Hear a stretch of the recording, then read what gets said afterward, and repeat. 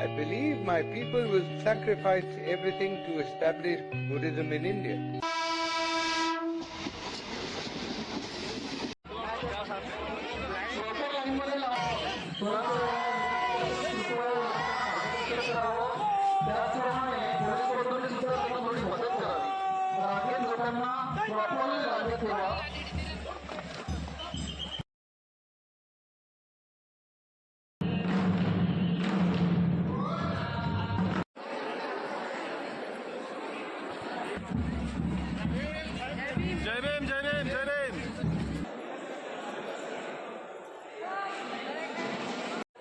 सावधानी बरतें और रेलवे द्वारा किए जा रहे विकास कार्यों में सहयोग प्रदान करें। Attention passengers, construction work is under progress on platform.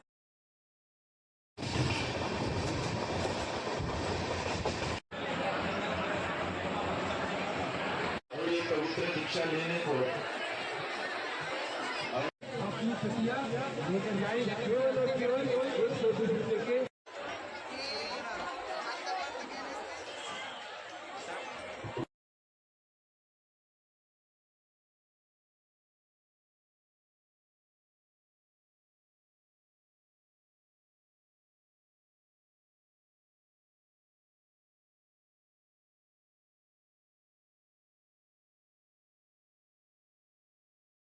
I believe my people will sacrifice everything to establish Buddhism in India. ಭಾರತದಲ್ಲಿ ಬೌದ್ಧ ಧರ್ಮವನ್ನು ಸ್ಥಾಪಿಸಲು ನನ್ನ ಜನರು ಎಲ್ಲವನ್ನೂ ತ್ಯಾಗ ಮಾಡುತ್ತಾರೆ ಎಂದು ನಾನು ನಂಬುತ್ತೇನೆ. ಬಾಬಾ ಸಾಹೇಬ್ ಅಂಬೇಡ್ಕರ್.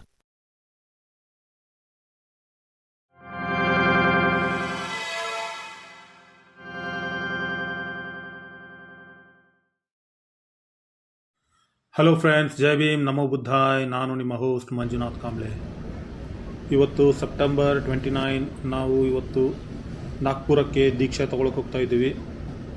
ನಾಗ್ಪುರ್ ದೀಕ್ಷಾ ಭೂಮಿಗೆ ಹುಬ್ಳಿ ಧಾರವಾಡಿಂದ ನಾವು 18 ಜನ ಹೋಗ್ತಾ ಇದ್ದೀವಿ.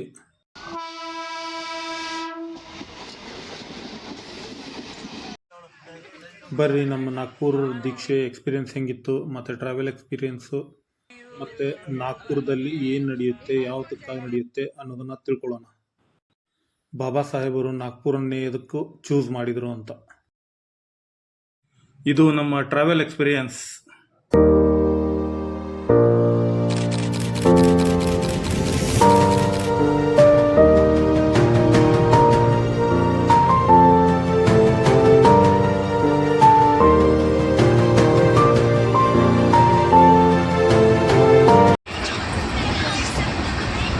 क्या उसका नाम है? उसका नाम क्या? हाँ, नाइया.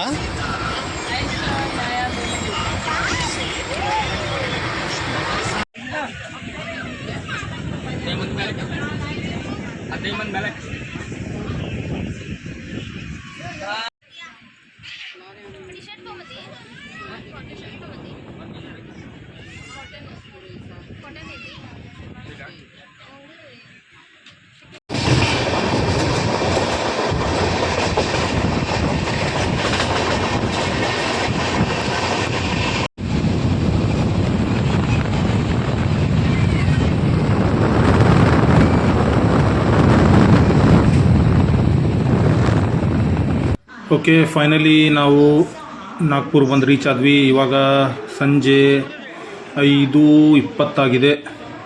ನೀವು ನೋಡ್ಬೋದು, ನಾವು ನಾಗ್ಪುರ್ ಸ್ಟೇಷನ್ನಲ್ಲಿದ್ದೀವಿ. ಇಲ್ಲೊಂದು ಸ್ವಲ್ಪ ಫೋಟೋದೆಲ್ಲ ಕ್ಲಿಕ್ ಮಾಡ್ಕೊಂಡು ಹೋಗ್ತಾ ಇದ್ದೀವಿ ಇವಾಗ.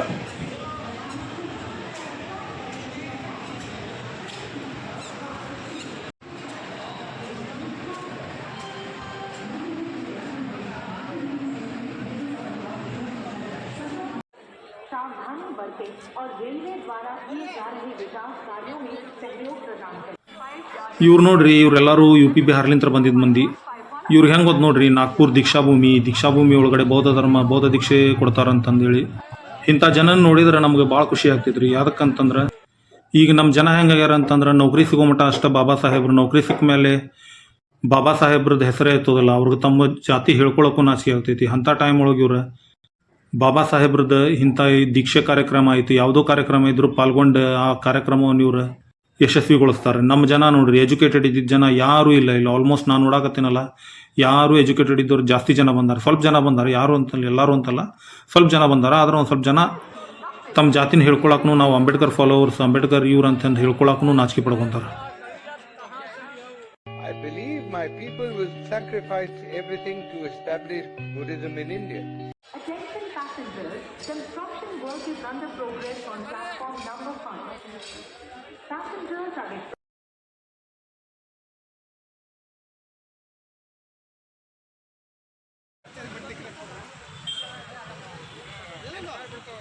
ಸೊ ಓಕೆ, ಫೈನಲಿ ನಾವು ದೀಕ್ಷಾಭೂಮಿಗೆ ಬಂದ್ವಿ. ಟೈಮ್ ಆಗಿದೆ. ಇವಾಗ ರೂಮ್ಗೆ ಹೋಗಿ ಎಲ್ಲ ಲಗೇಜ್ ಎಲ್ಲ ಇಟ್ಟು ಫ್ರೆಶ್ ಆಗಿರೋ ಮಠ ಅಂತಂದರೆ ಟೈಮೀಗ 8:30 ಆಗಿದೆ. ನೋಡ್ರಿ, ದೀಕ್ಷಾಭೂಮಿಗೆ ಬಂದ್ವಿ ನಾವೀಗ. ದೀಕ್ಷಾಭೂಮಿ ಒಳಗಡೆ ಎಲ್ಲ ಇಲ್ಲಿ ಸ್ಟಾರ್ಟಿಂಗ್ಗೆ ನಿಮ್ಮ ಸ್ಟಾಲು ಎಲ್ಲ ಸಿಗ್ಬೋದು. ಈ ಸ್ಟಾಲ್ ಎಲ್ಲ ಏನಂತಂದರೆ ಬಿಹಾರ್, UP ಎಲ್ಲ ಸರೌಂಡಿಂಗಿಂದ ಏನು ಬಂದಿರ್ತಾರಲ್ಲ ಸ್ಟ್ರೀಟಿಂದ, ಬಡವ್ರಿಗೆಲ್ಲ ಹೆಲ್ತ್ ಚೆಕಪ್ಪು ಮತ್ತು ಫ್ರೀಯಾಗಿ ಬ್ಯಾಂಕ್ದವ್ರು ಇನ್ಶೂರೆನ್ಸ್ ಮಾಡ್ತಾರೆ. ಬಡವರಿದ್ದವ್ರಿಗೆಲ್ಲ, ತೀರಾ ಬಡವರಿದ್ದವ್ರಿಗೆಲ್ಲ ಜಾಬ್ ಓಪನಿಂಗ್ಸ್ಗಾಗಿ ಒಂದು ಸ್ವಲ್ಪ ಬಿಸ್ನೆಸ್, ಸೆಲ್ಫ್ ಬಿಸ್ನೆಸ್ಗೆಲ್ಲ ಅವರು ಬ್ಯಾಂಕ್ದವ್ರು ಹೆಲ್ಪ್ ಮಾಡ್ತಾರೆ, ಲೋನ್ ಎಲ್ಲ ಕೊಡ್ತಾರೆ. ಇದನ್ನೆಲ್ಲ ನಿಮ್ಗೆ ಯಾವ ಮೀಡಿಯಾ ಒಳಗೂ ತೋರಿಸಲ್ಲ. ತೋರಿಸಿದ್ರೆ ಯಾವುದಾದ್ರೂ ಯೂಟ್ಯೂಬ್ ಚಾನಲ್ ಒಳಗೆ ಅಷ್ಟೇ ತೋರಿಸ್ಬೋದು.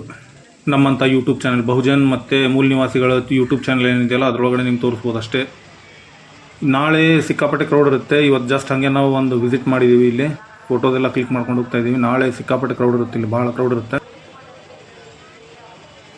ವೀಕ್ಷಕರೇ, ಈಗ ನೀವೇನು ನೋಡ್ತಿದ್ದೀರಲ್ಲ, ಇದೇ ದೀಕ್ಷಾಭೂಮಿ. ಈ ದೀಕ್ಷಾಭೂಮಿಯ ವಿಶೇಷತೆ ಏನಂದರೆ, ಬಾಬಾ ಸಾಹೇಬ್ ಅಂಬೇಡ್ಕರ್ ಅವರು ಬುದ್ಧಿಸಮ್ ದೀಕ್ಷೆ ತಗೊಂಡಿದ್ದು ಇಲ್ಲೇ. ಇದೇ ನಾಗ್ಪುರ್ ದೀಕ್ಷಾಭೂಮಿ. ಈ ಸ್ತೂಪ ಏನು ನೋಡ್ತಿದ್ರಲ್ಲ ನೀವು, ಬಾಬಾ ಸಾಹೇಬ್ ಅವರು ದೀಕ್ಷೆ ತಗೊಂಡ ಮೇಲೆ ಈ ಸ್ತೂಪವನ್ನು ನಿರ್ಮಿಸಲಾಯಿತು.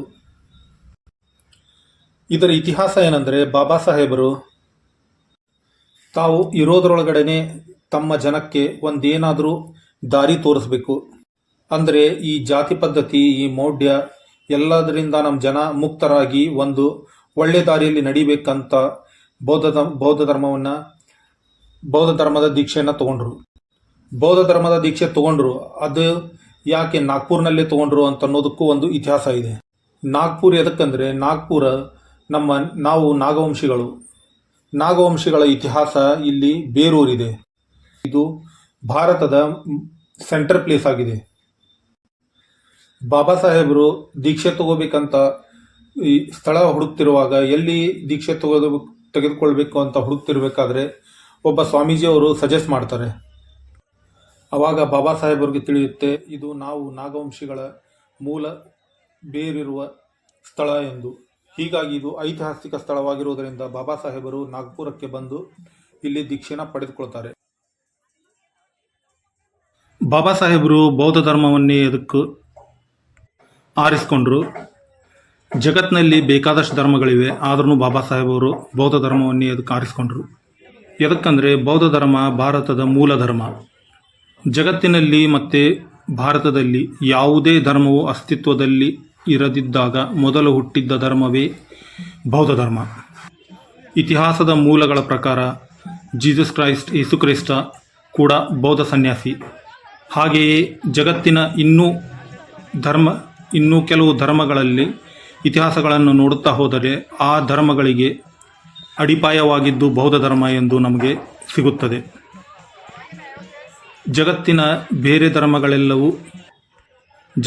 ಬೇರೆ ದೇಶಗಳೆಲ್ಲವೂ ಬೌದ್ಧ ಧರ್ಮವನ್ನು ಅನುಸರಿಸುತ್ತಿರುವಾಗ, ನಂಬಿ ಪಾಲನೆ ಮಾಡುತ್ತಿರುವಾಗ, ನಾವು ಭಾರತೀಯರು ನಮ್ಮ ಮೂಲ ಧರ್ಮವಾದ ಬೌದ್ಧ ಧರ್ಮವನ್ನು ಹೇಗೆ ಮರೆಮಾಚಿ ಬಿಡಲಾಗುತ್ತದೆ ಎಂದು ಬಾಬಾ ಸಾಹೇಬ್ ಅಂಬೇಡ್ಕರ್ ಅವರು ಭಾರತದ ಮೂಲ ಧರ್ಮವಾದ ಬೌದ್ಧ ಧರ್ಮವನ್ನು ನಮ್ಮ ಮೂಲ ನಿವಾಸಿಗಳ ಧರ್ಮ ಎಂದು ಬೌದ್ಧ ಧರ್ಮದ ದೀಕ್ಷೆ ಪಡೆದುಕೊಂಡು ಅವರು ಅನುಯಾಯಿಗಳಾದ ನಮಗೂ ಅದೇ ದಾರಿಯನ್ನು ತೋರಿಸಿದರು. ಬಾಬಾ ಸಾಹೇಬ್ ಅವರು ದೀಕ್ಷೆ ಪಡೆದುಕೊಂಡಾಗ ಲಕ್ಷಾಂತರ ಜನರು ಅವರ ದೀಕ್ಷೆ ಪಡೆದದ್ದನ್ನು ನೋಡಿ ಲಕ್ಷಾಂತರ ಜನರು ಬೌದ್ಧ ಧರ್ಮಕ್ಕೆ ಹಿಂತಿರುಗಿದರು. ಅಂದರೆ ಬೌದ್ಧ ಧರ್ಮದ ದೀಕ್ಷೆಯನ್ನು ಪಡೆದರು. ಹಿಂದೂ ಧರ್ಮವನ್ನು ಬಿಟ್ಟು ಬೌದ್ಧ ಧರ್ಮದ ದೀಕ್ಷೆಯನ್ನು ಪಡೆದರು.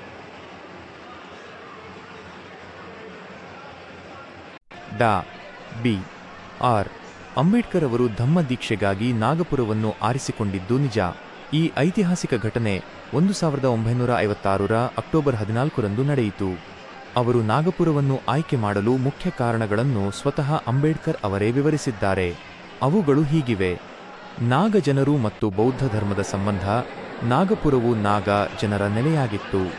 ಬೌದ್ಧ ಧರ್ಮದ ಆರಂಭಿಕ ಹಂತದಲ್ಲಿ ನಾಗ ಜನರು ಅದನ್ನು ಸ್ವೀಕರಿಸಿ ಬೆಂಬಲಿಸಿ ಭಾರತದಾದ್ಯಂತ ಪ್ರಚಾರ ಮಾಡಲು ಮಹತ್ವದ ಪಾತ್ರ ವಹಿಸಿದ್ದರು. ಈ ಐತಿಹಾಸಿಕ ಸಂಬಂಧದಿಂದಾಗಿ ಅವರು ನಾಗಪುರವನ್ನು ಆರಿಸಿಕೊಂಡರು. ನಾಗಪುರ ಎಂದರೆ ನಾಗರ ನಗರ ಎಂದರ್ಥ. ಆಕರಿಸಿ ತಮ್ಮ ಆಯ್ಕೆ ಸಂಪೂರ್ಣವಾಗಿ ಐತಿಹಾಸಿಕ ಮತ್ತು ಧಾರ್ಮಿಕ ಕಾರಣಗಳನ್ನು ಆಧರಿಸಿದೆ ಎಂದು ಹೇಳಿದ್ದರು. ದೊಡ್ಡ ಪ್ರಮಾಣದ ಬೆಂಬಲ. ನಾಗಪುರ ಮತ್ತು ಸುತ್ತಮುತ್ತಲಿನ ಪ್ರದೇಶಗಳು ಅವರ ಚಳುವಳಿಗೆ ದೊಡ್ಡ ಪ್ರಮಾಣದ ಬೆಂಬಲವನ್ನು ಹೊಂದಿದ್ದವು. ಈ ಧಾರ್ಮಿಕ ಪರಿವರ್ತನೆಯನ್ನು ಯಶಸ್ವಿಗೊಳಿಸಲು ದೊಡ್ಡ ಸಂಖ್ಯೆಯ ಜನರು ಸೇರುವುದು ಅಗತ್ಯವಿತ್ತು. ಈ ಕಾರಣಗಳಿಂದಾಗಿ ಡಾ. ಅಂಬೇಡ್ಕರ್ ಅವರು ನಾಗಪುರವನ್ನು ಆರಿಸಿಕೊಂಡರು. ಈ ಸ್ಥಳವನ್ನು ಈಗ ದೀಕ್ಷಾಭೂಮಿ ಎಂದು ಕರೆಯಲಾಗುತ್ತದೆ ಮತ್ತು ಇದು ನವಯಾನ ಬೌದ್ಧ ಚಳುವಳಿಯ ಒಂದು ಪ್ರಮುಖ ಯಾತ್ರಾ ಸ್ಥಳವಾಗಿದೆ.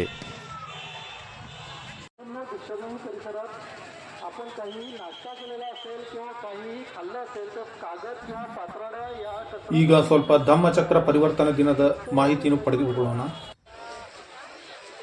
ಧಮ್ಮಚಕ್ರ ಪರಿವರ್ತನಾ ದಿನದ ಬಗ್ಗೆ ಮಾಹಿತಿ. ಇನ್ಫಾರ್ಮೇಷನ್ ಅಬೌಟ್ ಧಮ್ಮಚಕ್ರ ಪ್ರವರ್ತನ್ ದಿನ್. ಧಮ್ಮಚಕ್ರ ಪರಿವರ್ತನಾ ದಿನ, ಧಮ್ಮಚಕ್ರ ಪ್ರವರ್ತನ್ ದಿನ್ ಭಾರತದಲ್ಲಿನ ಬೌದ್ಧ ಸಮುದಾಯಕ್ಕೆ ಒಂದು ಅತ್ಯಂತ ಮಹತ್ವದ ಹಬ್ಬವಾಗಿದೆ. ಇದು ಡಾ. ಬಿ. ಆರ್. ಅಂಬೇಡ್ಕರ್ ಅವರು ತಮ್ಮ ಲಕ್ಷಾಂತರ ಅನುಯಾಯಿಗಳೊಂದಿಗೆ ಬೌದ್ಧ ಧರ್ಮವನ್ನು ಸ್ವೀಕರಿಸಿದ ಐತಿಹಾಸಿಕ ಘಟನೆಯ ನೆನಪಿಗಾಗಿ ಆಚರಿಸಲಾಗುತ್ತದೆ. ಪ್ರಮುಖ ಅಂಶಗಳು. 1. ಐತಿಹಾಸಿಕ ಹಿನ್ನೆಲೆ. ದಿನಾಂಕ. ಈ ಐತಿಹಾಸಿಕ ಧರ್ಮ ಸ್ವೀಕಾರ ಸಮಾರಂಭವು ಅಕ್ಟೋಬರ್ 14, 1956ರಂದು ನಡೆಯಿತು. ಸ್ಥಳ. ಈ ಸಮಾರಂಭ ನಡೆದ ಸ್ಥಳ ನಾಗ್ಪುರದ ದೀಕ್ಷಾಭೂಮಿ. ಘಟನೆ. ಡಾ.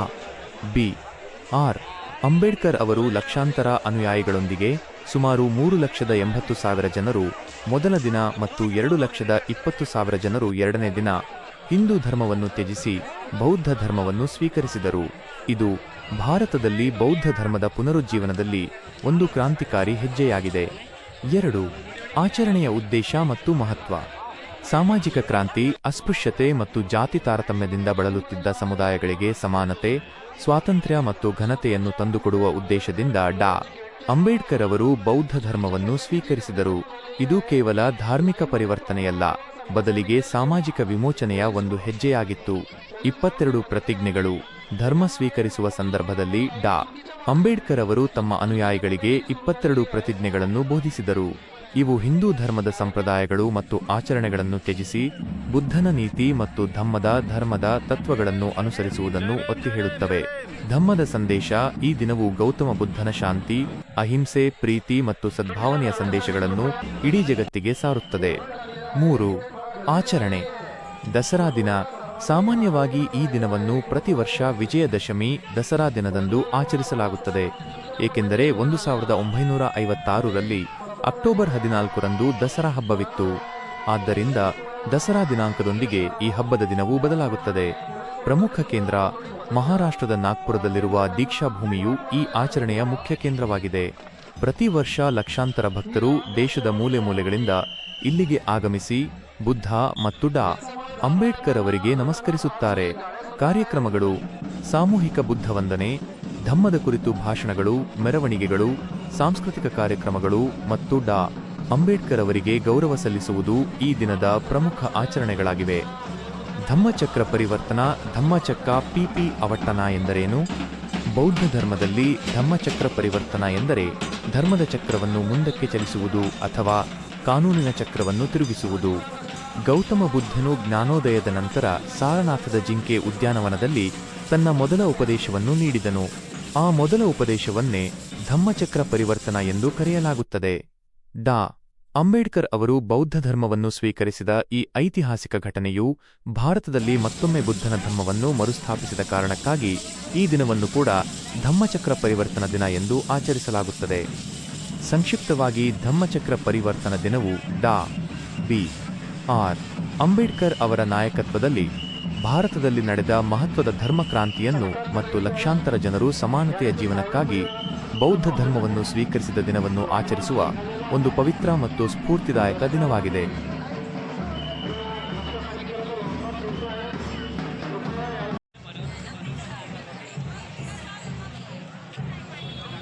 रस्त्यावरती फेरीवाले उभे आहेत, ज्यांच्याकडे छोट्या छोट्या गाड्या आहेत